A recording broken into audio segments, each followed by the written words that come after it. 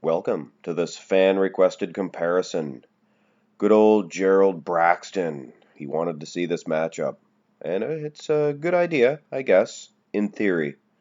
Robbie Robinson, much more superior as far as his track record is concerned. I mean, Gunnar Rosbo maybe competed 6 or 7 times. Robbie Robinson probably competed 6 or 7,000 times. Just a little bit of exaggeration there. Hard to tell from this. Front relaxed position was the only one that shows the full body of Robbie, but this one doesn't show the full body of Gunnar, so what's the point?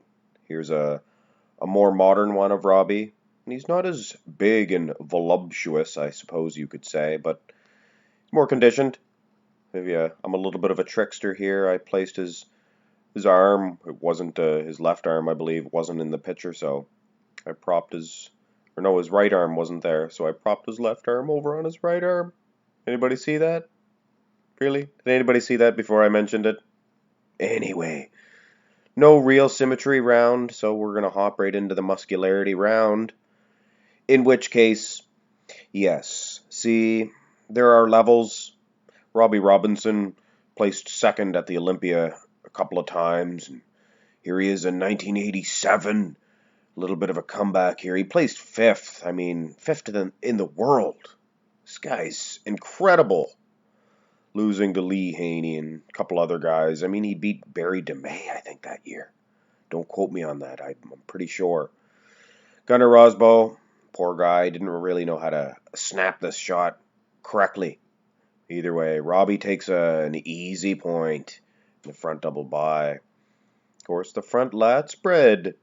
Gunnar Rosbo, he does show some qualities here for sure. Keep in mind, this is an excellent, deadly pose for Robbie Robinson, usually the winner. Oh, man, Gunnar looks fantastic. Those big old legs, too.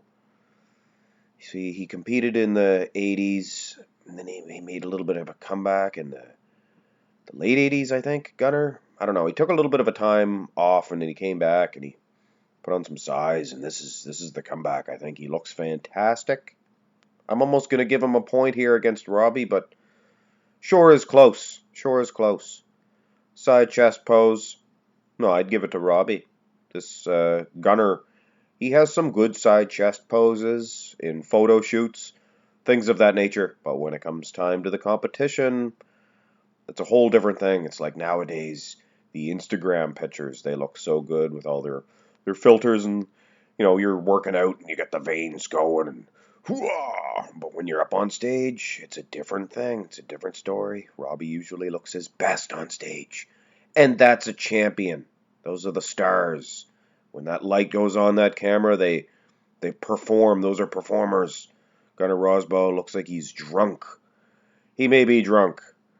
I always showed this one here of Robbie as well, the older one. One of my personal favorite side chests. Look how much bigger he is than Gunnar.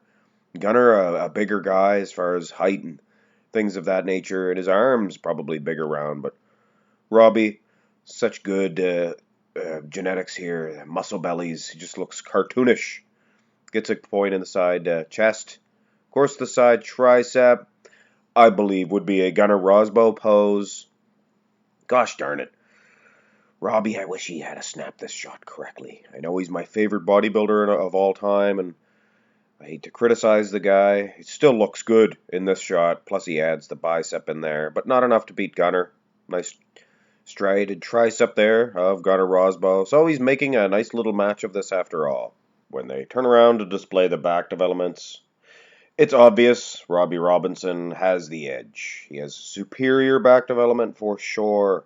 This, I think, is the comeback for Gunnar Rosbo. And, it was the 70s he competed in. He competed in the mid to late 70s, did Gunnar. And his comeback was in the early 80s. That's what it was. It was Robbie that competed all through the 70s, 80s, 90s, 2000s. Still competing nowadays. That's one of the reasons why he is my favorite bodybuilder of all time. Not because he was a flash in the pan or he came on the scene and won 5 titles, 8 titles, whatever it is, and made a splash, millions of dollars. This guy lived the bodybuilding lifestyle. He still looks like this now in his 70s.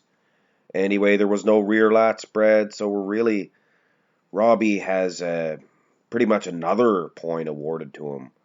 We can assume that he would have won the rear lat spread because he had an awesome pose. Awesome pose. Anyway, turn them back around. Ab and thigh shot. Never the best pose for Robby. Of course, when I look at Gunnar Rosbo, not a very good shot for him either. Structurally speaking, he has a good ab and thigh. He's got the V taper, but his abs, very weak in that department. Not much cuts. Maybe that could be directed toward his dieting. Maybe he didn't work out his abs, or he didn't eat the correct food. You can see Robbie Robinson. Look at those obliques. I mean, it's not a very aesthetic pose for him, just the way he's hitting it. But he has the muscle and the legs. I mean, this is the late 80s. This is probably his best version here. I think this was the Night of Champions. I can't remember exactly. He's going against Phil Hill. He looked fantastic here, conditioning. He was big. I'm going to give it to him in the ab and thigh. And it surprises me because he usually loses this one, does Robby. Another pose here. Robinson usually takes second place in is the most muscular. Of course, he's always going against guys like Lou Ferrigno and bigger guys that are very impressive in the most muscular. And Robby, structurally, he is good. He does have a decent pose. And when you compare him against a lesser bodybuilder, with all due respect to like Gunnar Rosbo, you can see that his flow is much better. Gunnar, you'd think he would win. He has them big giant arms. I forget how much they measure, but his forearms were something like 20 inches. And when you take a good look, his arms are bigger than Robby's.